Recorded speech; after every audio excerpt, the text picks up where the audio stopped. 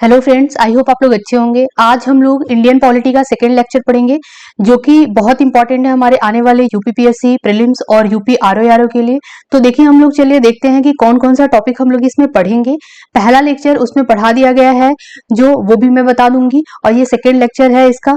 इसमें जो है टॉपिक कौन कौन से हैं, तो इसमें बहुत इंपॉर्टेंट टॉपिक है, यही टॉपिक हम लोग पढ़ेंगे इस लेक्चर में। पहला है हमारा, देखिए, भारत शासन अधिनियम 1858, ये पढ़ेंगे। और सेकेंड टॉपिक है भारत परिषद अधिनियम यानी इंडियन काउंसिल एक्ट 1892, इसके बारे में हम लोग पढ़ेंगे। फिर भारतीय परिषद अधिनियम 1909 यानी इंडियन काउंसिल एक्ट 1909 के बारे में पढ़ेंगे। और नेक्स्ट है हमारा भारत शासन अधिनियम 1919 यानी कि गवर्नमेंट ऑफ इंडिया एक्ट 1919 और गवर्नमेंट ऑफ इंडिया एक्ट 1935। और यहाँ पे आ जाएगा भारतीय स्वतंत्रता अधिनियम 1947। ये मोस्ट इंपॉर्टेंट है, 1919, 1935 और 1909 वाला एक्ट। ठीक है, 1892 से भी आ जाता है, और इसमें एक छूट गया है 1861 का भी हम लोग पढ़ेंगे। ठीक है, तो ये सारे बहुत इंपॉर्टेंट है और एग्जाम में आता है इससे क्वेश्चन, तो बहुत ज्यादा इंपॉर्टेंट है। इसको अच्छे से हम लोग पढ़ेंगे और पीवाईक्यूज भी देख लेंगे जो कि यूपीपीएससी में आए हुए क्वेश्चन है और आरओ में आए हुए हैं, तो आप लोग को आइडिया लग जाएगा कि किस टाइप के क्वेश्चन एग्जाम में आ रहे हैं। तो चलिए हम लोग स्टार्ट करते हैं। तो देखिए, यहाँ पे है भारत का संवैधानिक विकास कैसे कैसे हुआ, उसमें हम लोगों ने ये पार्ट पढ़ लिया है पहले लेक्चर में, पूरा ये वाला पार्ट कवर कर लिया है। ईस्ट इंडिया कंपनी के शासन हेतु पारित ब्रिटिश संसदीय अधिनियम जो कि 1773 से 1853 यानी कि जो जितने एक्ट 1773 से 1853 तक के थे वो हम लोगों ने पढ़ लिया। चार्टर एक्ट हम लोगों ने इसमें पूरा पढ़ा। ठीक है, तो ये पूरा इंपॉर्टेंट था, इसको हम लोगों ने पढ़ लिया पहले लेक्चर में। अब नेक्स्ट लेक्चर इसमें हम लोग जो आज पढ़ेंगे उसमें हम लोग ये पढ़ेंगे पूरा 1858 से लेकर के 1947 तक जितने एक्ट आए हैं, जैसे गवर्नमेंट ऑफ इंडिया एक्ट आया है, इंडियन काउंसिल एक्ट आया है, इंडियन इंडिपेंडेंस एक्ट आया है 1947, वो सारे हम लोग पढ़ेंगे और उससे रिलेटेड पीवाईक्यूज भी देख लेंगे। तो चलिए हम लोग स्टार्ट करते हैं। पहला है ब्रिटिश, जो ब्रिटिश यहाँ 2 बार लिखा गया है, हाँ, ब्रिटिश ताज के शासनाधीन पारित अधिनियम। तो ब्रिटिश शासन संसद के, जब देखिए 1857 की क्रांति होती है, फिर उसके बाद कंपनी के हाथ से सत्ता चली जाती है और जो ब्रिटिश गवर्नमेंट रहती है वो डायरेक्टली यहाँ पे मतलब रूल करने लगती है। तो ब्रिटिश अधिनियम, अब यहाँ पे जो भारत, देखिए उससे पहले चार्टर एक्ट आता था। ठीक है, तो अब आएगा भारत शासन अधिनियम 1858। इसके द्वारा भारत पे शासन ब्रिटिश ताज के अधीन कर दिया गया। जो भारत का शासन था उसको ब्रिटिश ताज के अधीन कर दिया गया। तो ये भी इंपॉर्टेंट है, इसको याद कर लीजिएगा। गवर्नर जनरल को अब भारत का वायसराय भी कहा जाने लगा। तो हम लोगों ने पिछले क्लास में जब पढ़ा था तो उसमें पढ़े थे कि जो पहला आया था हमारा 1773 में रेगुलेटिंग एक्ट 1773, उसमें क्या था, उसमें जो गवर्नर जनरल थे, नहीं सॉरी, गवर्नर ऑफ बंगाल थे, जो हम लोगों ने पढ़ा था गवर्नर ऑफ बंगाल, इनको बना दिया गया था गवर्नर जनरल ऑफ बंगाल। और पहले गवर्नर जनरल ऑफ बंगाल कौन थे, वॉरेन हेस्टिंग थे। ठीक है, तो ये हम लोगों ने पढ़ा था। फिर उसके बाद क्या होता है कि ये गवर्नर जनरल ऑफ बंगाल जो है, अब 1833 का एक्ट आता है, चार्टर एक्ट 1833। इसमें क्या होता है, जो गवर्नर जनरल ऑफ बंगाल रहते हैं ये गवर्नर जनरल ऑफ इंडिया बना दिए जाते हैं, यानी कि जो बंगाल के गवर्नर जनरल रहते हैं अब इनको जो इंडिया का गवर्नर जनरल कहा जाने लगता है। अब पहले हम लोग देखे थे कि पहले जो first governor general of India कौन थे, तो वो थे विलियम बेंटिक। तो ये चीज बहुत ज्यादा एग्जाम में पूछा हुआ है, तो इसको आप लोग याद कर लीजिएगा, विलियम बेंटिक। ठीक है, तो ये आई होप आप लोगों को क्लियर हो गया होगा। अब नेक्स्ट हमारा ये है कि वायसराय। अब देखिए, जो गवर्नर जनरल ऑफ इंडिया हैं उनको अब क्या वायसराय बना दिया गया। ठीक है, तो भारत के प्रथम वायसराय कौन है, लॉर्ड कैनिंग भारत के प्रथम वायसराय है। तो आप लोगों को क्लियर हो गया होगा कि गवर्नर ऑफ बंगाल से गवर्नर जनरल ऑफ बंगाल कब बने और कौन थे पहले। ठीक है, ऐसे आप ना, गवर्नर जनरल ऑफ इंडिया पहले कौन थे, विलियम बेंटिक थे, और लॉर्ड कैनिंग क्या थे, भारत के प्रथम वायसराय थे। तो बहुत इंपॉर्टेंट है, इसको साथ साथ याद कीजिए तो कंफ्यूजन नहीं होगा, याद हो जाएगा। नेक्स्ट है, इस अधिनियम के द्वारा, कौन सा अधिनियम है ये, भारत शासन अधिनियम 1858। इस अधिनियम के द्वारा भारत के राज्य सचिव पद का सृजन किया गया, जिसमें भारतीय प्रशासन का संपूर्ण नियंत्रण की शक्ति नहीं थी। मतलब क्या है यहाँ पे कि देखिए, अभी तक जो है भारत के राज्य सचिव का पद नहीं था। ठीक है, तो अभी सृजित किया गया, मतलब नया बना, जिसमें भारतीय प्रशासन पर संपूर्ण नियंत्रण की शक्ति उसमें नहीं थी। और उसकी सहायता के लिए 15 सदस्यीय परिषद का गठन का प्रावधान किया गया कि 15 सदस्य, मतलब उनकी सहायता के लिए, हेल्प के लिए 15 सदस्य का एक परिषद बनाया जाएगा।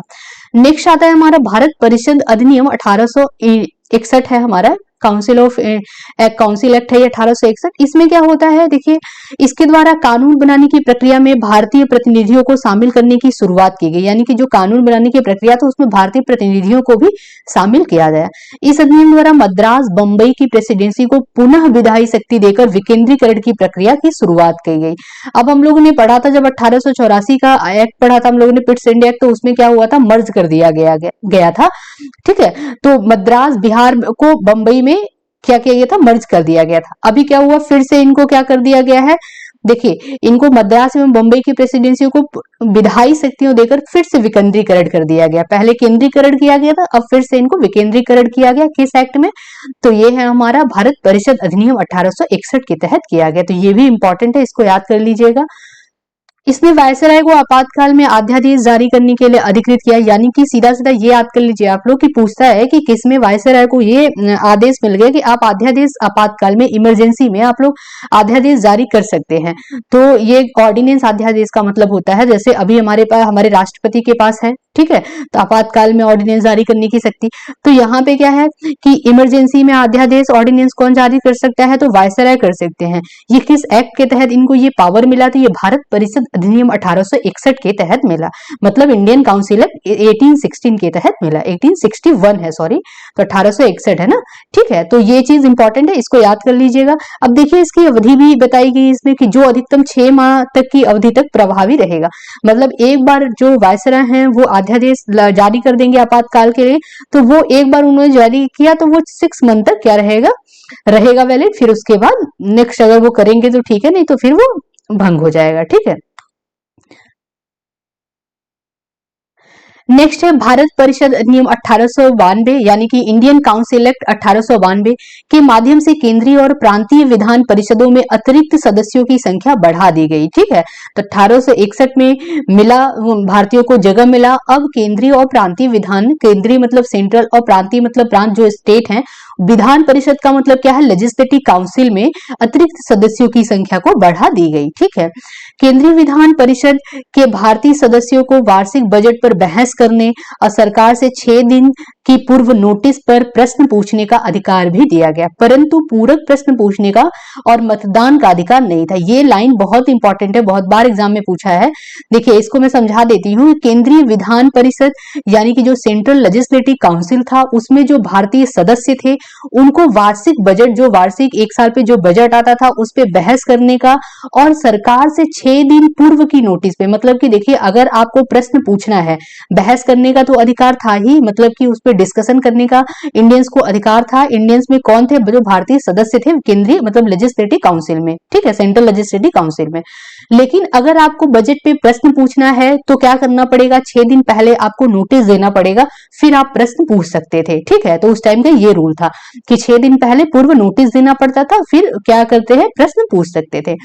परंतु उन्हें पूरक प्रश्न, जो सप्लीमेंट्री क्वेश्चन होता था वो नहीं पूछ सकते थे, यानी कि पूरक प्रश्न पूछने और मतदान का अधिकार नहीं था। बजट पे वो मतदान नहीं कर सकते और उन्हें पूरक प्रश्न पूछने का अधिकार नहीं था। ये इंपॉर्टेंट है, इसको याद कर लीजिएगा। ये किस एक्ट के तहत सारा है, तो ये है इंडियन काउंसिल एक्ट 1892, यानी कि भारत परिषद अधिनियम 1892 के तहत ये चीज किया गया। अब सीमित अर्थों में निर्वाचित पद्धति का आरंभ मतलब किया जाना इस अधिनियम की महत्वपूर्ण विशेषता थी। तो इस अधिनियम की महत्वपूर्ण विशेषता क्या थी कि देखिए लिमिटेड फ्रेंचाइजी का था कि सीमित, देखिए निर्वाचित पद्धति का आरंभ किया जाना, मतलब निर्वाचन पद्धति का आरंभ हुआ यहाँ पे, और सीमित मतलब था, तो ये यही है इसका मुख्य विशेषता। अब आता है नेक्स्ट मोस्ट इंपॉर्टेंट है ये वाला, देखिए इंडियन काउंसिल एक्ट ये है 1909, यानी कि भारत परिषद अधिनियम 1909 को क्या कहा जाता है, मार्ले मिंटो सुधार भी कहा जाता है। देखिए मार्ले जो थे ये क्या थे, इसमें ये भी पूछ लेता है, तो मिंटो जो थे वो वायसराय थे, इसको याद कर लीजिएगा, वायसराय थे, और मार्ले क्या थे, सेक्रेटरी थे। ठीक है, ये सेक्रेटरी थे और ये क्या थे, वायसराय थे।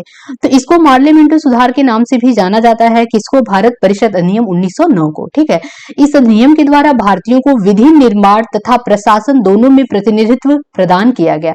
अभी देखिए, अभी तक क्या था, प्रशासन में था प्रतिनिधित्व, अभी क्या है, विधि निर्माण, यानी कि देखिए विधि निर्माण में पिछले में नहीं था, अभी कर दिया गया है कि भारतीयों को विधि निर्माण और प्रशासन यानी कि लॉ बनाने का और प्रशासन दोनों में प्रतिनिधित्व करने का इनको मिल गया था। ठीक है, अनुमति।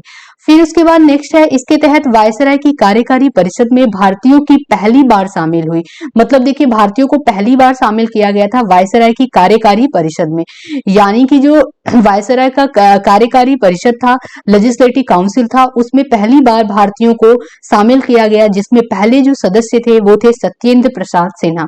ये बहुत इंपॉर्टेंट है कि ये पूछता है एग्जाम में कि वायसराय की कार्यकारी परिषद में पहले व्यक्ति जो शामिल किए गए उनका नाम क्या है, तो उनका नाम है सत्येंद्र प्रसाद सिन्हा। इस अधिनियम में केंद्रीय तथा प्रांतीय विधायी शक्तियों को बढ़ा दिया गया, मतलब केंद्रीय और विधायी शक्तियों को बढ़ा दिया गया, तो ये भी नॉर्मल है, ये इंपॉर्टेंट है, इसको याद कर लीजिएगा। परिषद के सदस्यों को बजट एवं लोकहित के विषयों पर विवेचना करने, प्रस्ताव लाने, प्रश्न पूछने के साथ साथ पूरक प्रश्न पूछने का भी अधिकार हो गया। तो अब देखिए, ये इंपॉर्टेंट हो जाता है कि अभी हम लोगों ने पढ़ा कि इससे पहले का जो इंडियन काउंसिल एक्ट 1892 था, उसमें क्या था, बजट पे बहस करने का अधिकार तो था, 6 दिन पहले नोटिस देकर के प्रश्न पूछने का भी अधिकार था, लेकिन पूरक प्रश्न नहीं पूछ सकते थे। ठीक है, जो सदस्य थे सेंट्रल लेजिस्लेटिव काउंसिल के, यानी केंद्रीय विधान परिषद के। लेकिन गवर्नमेंट ऑफ इंडिया एक्ट 1909 यानी कि सॉरी काउंसिल है इंडियन काउंसिल एक्ट 1909 यानी कि भारत परिषद अधिनियम 1909 के तहत क्या है, बजट पे देखिए लोकहित के विषयों पे विवेचना करने, प्रस्ताव करने, प्रश्न पूछने और पूरक प्रश्न भी यहाँ पे पूछ सकते थे, तो इसका अधिकार दे दिया गया। इसमें पृथक निर्वाचन के आधार पे मुस्लिमों के लिए सांप्रदायिक प्रतिनिधित्व का प्रावधान किया गया, ये बहुत इंपॉर्टेंट है, इसको याद कर लीजिएगा, पूछता है कि पृथक निर्वाचन के आधार पे मुस्लिमों को सांप्रदायिक प्रतिनिधित्व का प्रावधान किस एक्ट के तहत मिला, तो ये मिला इंडियन काउंसिल एक्ट 1909 के तहत मिला, यानी भारत परिषद अधिनियम 1909 के तहत मिला, इसको याद कर लीजिएगा। नेक्स्ट है भारत शासन अधिनियम 1919 को मॉन्टेग्यू चेम्सफोर्ड सुधार के नाम से भी जाना जाता है। तो अब देखिए, गवर्नमेंट ऑफ इंडिया एक्ट 1919 आ गया, इसको मॉन्टेग्यू चेम्सफोर्ड सुधार के नाम से भी जाना जाता है। इस अधिनियम के द्वारा पहली बार प्रत्यक्ष चुनाव प्रणाली अपनाई गई। ये एक्ट बहुत इंपॉर्टेंट है कि देखिए, यहाँ पे पहली बार प्रत्यक्ष चुनाव प्रणाली अपनाई गई, ये बहुत इंपॉर्टेंट है लाइन, इसको याद कर लीजिएगा। इसके अंतर्गत सांप्रदायिक आधार पर निर्वाचन प्रणाली का विस्तार करते हुए अभी तक क्या हुआ था, हम लोगों ने देखा था इंडियन काउंसिल एक्ट जो 1909 था, उसमें क्या था, मुस्लिमों को मिला था सांप्रदायिक निर्वाचन के आधार पे उनको मिला था। ठीक है, अभी निर्वाचन प्रणाली का विस्तार किया गया और इसमें सिखों को, भारतीय ईसाइयों को, आंग्ल भारतीयों को और यूरोपियों के लिए भी लागू कर दिया गया। तो यहाँ पे सांप्रदायिक आधार पे निर्वाचन का विस्तार किया गया, किसके किसके लिए मिला, ये इंपॉर्टेंट है, सिख, भारतीय ईसाई, आंग्ल इंडियन और मतलब एंग्लो इंडियन और क्या है, यूरोपियों के लिए भी लागू कर दिया गया, तो ये भी इंपॉर्टेंट है। इस अधिनियम द्वारा पहली बार केंद्र में द्विसदनीय व्यवस्था स्थापित की गई। तो यहाँ पे बाइकैमरलिज्म यानी द्विसदनीय व्यवस्था सबसे पहली बार गवर्नमेंट ऑफ इंडिया एक्ट 1919 के तहत आई। इस अधिनियम के द्वारा सभी विषयों को केंद्र तथा प्रांतों में बांटा गया, यानी कि देखिए द्विसदनीय व्यवस्था आई तो इसमें सभी विषयों को केंद्र के स्तर पे केंद्र के विषयों को बांटा गया और प्रांतीय स्तर पे प्रांत के विषयों को बांटा गया। द्विसदनीय केंद्रीय विधानमंडल समस्त ब्रिटिश भारत के लिए कानून बना सकते थे। अब यहाँ पे ये चीज इंपॉर्टेंट हो जाता है कि जो द्विसदनीय केंद्रीय विधानमंडल समस्त ब्रिटिश भारत के लिए कानून बना सकती है। जो ये द्विसदनीय जो केंद्रीय विधानमंडल होता था उसमें क्या होगा कि वो ब्रिटिश भारत के लिए कानून बना सकती है। ठीक है, तो ये इसीलिए ये आया था। इस अधिनियम के तहत प्रांतों में द्वैत शासन प्रणाली लागू की गई। तो ये इंपॉर्टेंट है कि किस अधिनियम के तहत प्रांतों में, ये देखिए ये चीज याद कीजिएगा, ये स्टेट लेवल पे है। ठीक है, अभी आगे आकर के सेंट्रल लेवल पे हो जाएगा, इसलिए इसको याद कीजिएगा कि स्टेट लेवल पे अगर देखें द्वैत शासन प्रणाली कहां पे आई, तो वो गवर्नमेंट ऑफ इंडिया एक्ट 1919 के तहत आई, मॉन्टेग्यू चेम्सफोर्ड रिफॉर्म में। तो यहाँ पे लिख लीजिएगा कि द्वैत शासन प्रणाली स्टेट लेवल पे,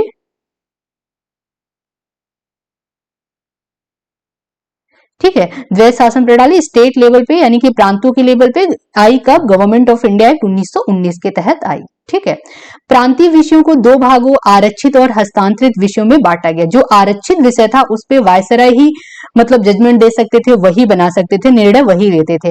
जो हस्तांतरित विषय था उसमें क्या वायसराय के साथ साथ प्रांत भी हस्तक्षेप करते थे। तो ये चीज इंपॉर्टेंट है। इस अधिनियम में पहली बार उत्तरदायी शासन शब्द का प्रयोग किया गया। तो ये भी पूछ लेता है कभी कभी कि एग्जाम में कि पहली बार उत्तरदायी शासन शब्द का प्रयोग किस अधिनियम में किया गया था, ये गवर्नमेंट ऑफ इंडिया एक्ट 1919 में किया गया। ठीक है,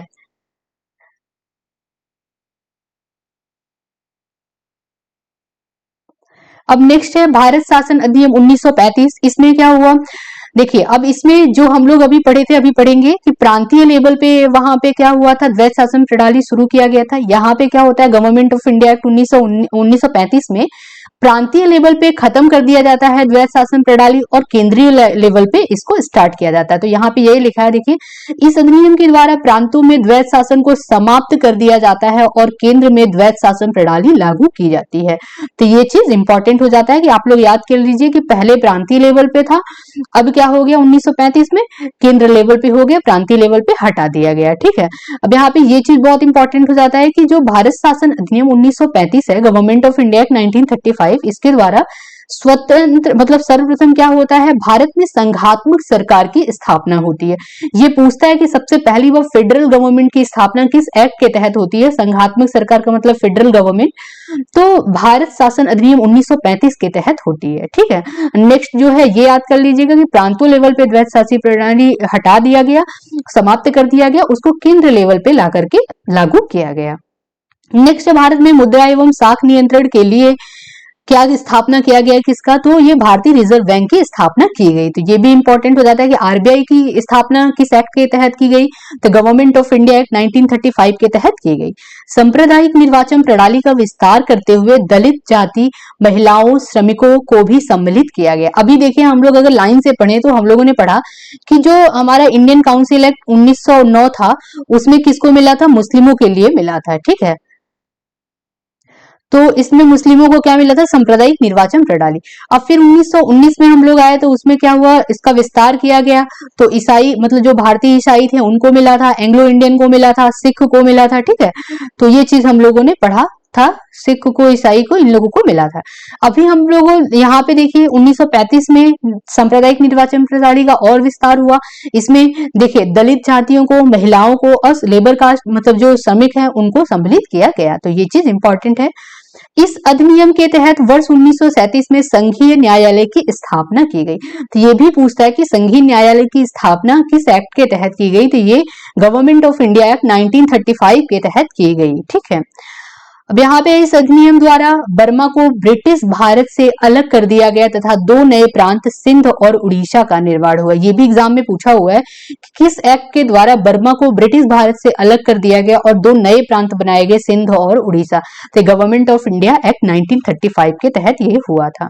इसके तहत कुछ प्रांतों में द्विसदनात्मक व्यवस्था की गई। तो ये भी इंपॉर्टेंट है। नेक्स्ट है हमारा भारतीय स्वतंत्रता अधिनियम 1947 में क्या हुआ, 15 अगस्त 1947 को भारत को स्वतंत्र एवं संप्रभु राष्ट्र घोषित कर दिया गया। इसने वायसराय का पद समाप्त कर दिया और डोमिनियन राज्यों में गवर्नर जनरल का पद सृजित किया। तो देखिए वायसराय कब आए थे, कब वायसराय का पद आया था, हम लोगों ने पढ़ा एकदम पूरा डिटेल में कि वायसराय का पद आया था 1958 में। ठीक है, सॉरी 1858 में, 1947 का तो पढ़ रहे हैं हम लोग ना, 1858 में जो आया था इंडियन काउंसिल है 1858, उसमें आया था वायसराय का पद। ठीक है, गवर्नर जनरल ऑफ इंडिया को बदल करके वायसराय ऑफ इंडिया कर दिया गया था। ठीक है, तो अब वायसराय का पद समाप्त किया गया 1947 में और डोमिनियन राज्यों के लिए गवर्नर जनरल का पद सृजित किया गया। इसके अंतर्गत ब्रिटिश जो शाही उपाधि में भारत का सम्राट शब्द समाप्त कर दिया गया। इसके अंतर्गत ब्रिटिश शाही उपाधि में जो भारत का सम्राट शब्द था उसको भी समाप्त कर दिया गया। ये भी इंपॉर्टेंट है। तो आई होप आप लोगों को क्लियर हो गया होगा सारा। कोई भी डाउट होगा तो आप लोग प्लीज कमेंट बॉक्स में कमेंट कीजिएगा। चलिए अब हम लोग इससे रिलेटेड एमसीक्यू देख लेते हैं, यानी कि जो पीवाईक्यूज आए हुए हैं प्रीवियस ईयर में, तो उससे हम लोग को आइडिया लग जाएगा कि जो हम लोगों ने पढ़ा है उससे क्वेश्चन आ रहे हैं या किस टाइप के क्वेश्चन आ रहे हैं, तो ये पता चल जाएगा। पहला क्वेश्चन है भारतीय परिषद अधिनियम 1861 के संबंध में निम्नलिखित कथनों को पढ़कर सही विकल्प चुनना है हम लोगों को। ठीक है, तो यहाँ पे देखिए इंडियन काउंसिल एक्ट 1861 के बारे में है। इस अधिनियम के फलस्वरूप गवर्नर जनरल की जो गवर्नर जनरल थे उनके जो कार्यपालिका परिषद में कुल सदस्यों की संख्या 7 हो गई। दूसरा है विधि निर्माण के अतिरिक्त सदस्यों की संख्या कम से कम 6 और अधिक से अधिक 12 कर दी गई। तीसरा है प्रांतीय और केंद्रीय विषयों में किसी तरह का भेदभाव नहीं रखा गया। तो इसमें से कौन कौन सा सही है ये बताना है। तो दूसरा और तीसरा ऑप्शन करेक्ट हो जाता है, यानी ऑप्शन बी इसका करेक्ट हो जाएगा। ठीक है, नेक्स्ट है यहाँ पे नेक्स्ट क्वेश्चन यहाँ पे है तीसरा वाला, निम्नलिखित में से किस अधिनियम के अंतर्गत भारतीय विधान परिषद को बजट पर बहस करने की शक्ति प्रदान की? तो किस एक्ट के तहत हम लोगों ने पढ़ा पूरा डिटेल में कि बजट पे बहस कर सकते लेकिन अनुपूरक प्रश्न नहीं पूछ सकते, फिर उसके बाद नेक्स्ट आता है तो उसमें अनुपूरक प्रश्न पूछ सकते हैं, ठीक है। तो भारतीय परिषद अधिनियम 1892 में जो आया था उसमें बजट पे बहस कर सकते थे, 6 दिन पहले नोटिस दे करके आप प्रश्न पूछ सकते हैं बजट पे, लेकिन अनुपूरक प्रश्न नहीं पूछ सकते थे जो लेजिस्लेटिव काउंसिल में थे चुने हुए सदस्य, ठीक है। लेकिन फिर जब आता है गवर्नमेंट, ये आता है इंडियन काउंसिल एक्ट 1919, उसके तहत क्या होता है कि आप अनुपूरक प्रश्न भी पूछ सकते थे। तो ये चीज है, दोनों आप लोग याद कर लीजिएगा इसको। नेक्स्ट क्वेश्चन है 1909 का अधिनियम संबंधित था, तो 1909 का अधिनियम किससे संबंधित था? तो पृथक मताधिकार क्षेत्र के लागू करने से ये संबंधित था, ठीक है। इसी में पहली बार मताधिकार मतलब ये यहाँ पे सांप्रदायिक प्रणाली मुस्लिमों के लिए लाया गया था, ठीक है। नेक्स्ट क्वेश्चन है निम्नलिखित में से किस एक अधिनियम द्वारा भारत में संघीय न्यायालय की स्थापना की गई? तो हम लोगों ने पढ़ा था संघीय न्यायालय की स्थापना, अभी पढ़ा है हम लोगों ने just, government of India act 1935 के तहत। तो इसमें देखिए किसी ऑप्शन में नहीं है, तो ये डी ऑप्शन सही हो जाएगा, उपरोक्त में से कोई नहीं, ठीक है। नेक्स्ट क्वेश्चन है भारत सरकार अधिनियम 1919 यानी कि गवर्नमेंट ऑफ इंडिया एक्ट 1919 में प्रांतीय सरकार के कार्य आरक्षित, रिजर्व और आंतरिक ट्रांसफर्ड विषयों के अंतर्गत बांटे गए थे। तो इसमें देखिए पूछ रहा है यही कि जो आरक्षित, रिजर्व थे और आंतरिक यानी जो ट्रांसफर थे उसके अंतर्गत कौन कौन से कार्य बांटे गए थे। तो जिसमें से जो आरक्षित विषय थे वो कौन कौन से थे? तो देखिए ये यूपीएससी 2022 के क्वेश्चन है, आप लोग अच्छे से पढ़िए। तो देखिए यूपीएससी में भी बहुत क्वेश्चन पॉलिटी से इस टॉपिक से आते हैं, ये बहुत इंपॉर्टेंट था पूरा टॉपिक, मतलब पूरा मिला करके जो 1773 से हम लोगों ने पढ़ा 1947 तक, ये बहुत ज्यादा इंपॉर्टेंट है, इससे एक क्वेश्चन आते ही आते हैं, ठीक है। तो इसमें देखिए जो आरक्षित है यानी कि जो रिजर्व है, जिसमें वायसराय ही क्या बना है, इसमें निर्णय ले सकते हैं, तो इसमें कौन कौन से विषय इसमें माने गए? तो देखिए न्याय प्रशासन ये वायसराय के पास था, ठीक है। और स्थानीय स्वशासन ये नहीं था, स्थानीय का नाम ही है, प्रांतीय लेवल पे आ जाएगा, तो ये क्या था, रिजर्व नहीं होगा, ये ट्रांसफर होगा, इसमें दोनों लोग रहेंगे, ठीक है। भू राजस्व जो था ये था वायसराय के अंतर्गत आता था, भू राजस्व जो टैक्स लेते थे। और पुलिस ये किसके अंतर्गत था? तो ये भी केंद्र के अंतर्गत यानी वायसराय के अंतर्गत था। तो देखिए यहाँ पे 1, 3 और 4 हो जाएगा, यानी कि 1, 3, 4 हमारा ऑप्शन 3 करेक्ट, सी करेक्ट हो जाएगा, ठीक है। नेक्स्ट है केंद्र में कौन सा एक्ट द्विसदनीय विधायिका लाया? तो अब यहाँ पे आप लोग देखिएगा केंद्र में पूछ रहा है, अगर प्रांत में पूछता तो आप लोग क्या लगाते, 1919 लगाते, लेकिन यहाँ केंद्र में पूछ रहा है तो 1935 लगाना है, ठीक है। तो केंद्र में एक्ट द्विसदनीय विधायिका, तो यहाँ पे मिसप्रिंट हो गया, देखिए यहाँ पे 1935 रहना चाहिए, केंद्र में 1935 रहेगा, 1919 प्रांत में रहेगा, ठीक है। नेक्स्ट है यहाँ पे निम्नलिखित कथनों में विचार करना है, क्या है? पहला कथन है 1919 में मॉन्टेग्यू जो चेम्सफोर्ड सुधार में 21 वर्ष से अधिक आयु की सभी महिलाओं के लिए मताधिकार की संतुष्टि की गई। देखिए यहाँ पे सभी महिलाओं के लिए, पहले तो बस आया था फ्रेंचाइजी मतलब वोट देने का, लेकिन महिलाओं के लिए नहीं था, तो सभी महिलाओं, यहाँ सभी लिख दिया तो ही गलत हो जाता है ये, तो हमारा पहला गलत हो गया। दूसरा है 1935 में गवर्नमेंट, जो 1935 का गवर्नमेंट ऑफ इंडिया एक्ट था उसमें विधानमंडल में महिलाओं के लिए आरक्षित स्थानों का प्रावधान किया गया। तो हाँ हम लोगों ने पढ़ा कि महिलाओं के लिए, दलित वर्गों के लिए और मजदूरों के लिए यहाँ पे किया गया था, ठीक है, श्रमिकों के लिए, सॉरी, तो श्रमिक, दलित वर्ग और महिलाओं के लिए किया गया था आरक्षित, ठीक है, सांप्रदायिक निर्वाचन में। तो यहाँ पे ये करेक्ट हो जाएगा दूसरा, यानी कि ऑप्शन बी हमारा करेक्ट हो जाएगा। नेक्स्ट क्वेश्चन है भारतीय सिविल सेवा के संदर्भ में निम्नलिखित कथनों में से कौन सा सही है?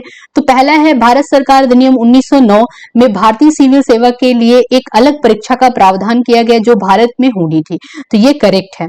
भारतीय सिविल सेवा में 1941 में भारतीयों के प्रतिशत यूरोपियों से अधिक था, तो ये भी सही है कि भारतीय जो सिविल सेवा था 1941 में क्या हुआ, भारतीयों का प्रतिशत यूरोपियों से अधिक था, तो यानी कि सी ऑप्शन यहाँ पे करेक्ट हो जाएगा। देखिए ये यूपी आरओ 2021 का क्वेश्चन है, तो इस टाइप के क्वेश्चन भी आते हैं।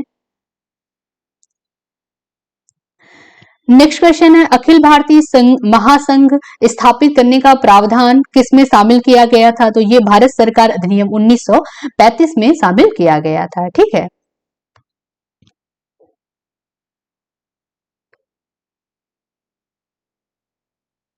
नेक्स्ट क्वेश्चन है निम्नलिखित जो अधिनियम है इसमें से किस अधिनियम के फलस्वरूप बर्मा भारत से अलग हुआ था? तो ये हम लोगों ने पढ़ा था, गवर्नमेंट ऑफ इंडिया एक्ट 1935 के तहत बर्मा को ब्रिटिश भारत से अलग कर दिया गया और सिंध नए प्रांत बनाए गए थे। ठीक है, तो ये हम लोगों ने पढ़ा था।